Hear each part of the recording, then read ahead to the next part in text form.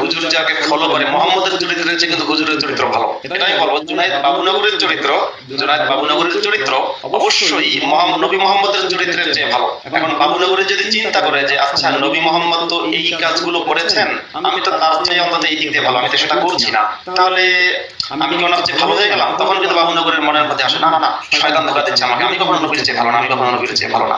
আমার মনে হয় এটা একজন ব্যক্তির জন্য মানসিক শাস্তি তো বটেই এবং নিপীড়ন রীতিমতো। তো আচ্ছা, তুমি আমাকে একটা কথা বলো, তোমার মনে তো প্রশ্ন জেগেছিল তুমি যখন ওই মাদ্রাসায় পড়ছো, তুমি যখন ইমামতি করছো, তুমি যখন ফুল ফ্লেজেড হুজুর হয়ে গেলে, তোমার মনে অনেক প্রশ্ন ছিল, তুমি এগুলোর উত্তর বুঝতে পারছো কিন্তু হয়তো বেরোতে পারছো না তখনও।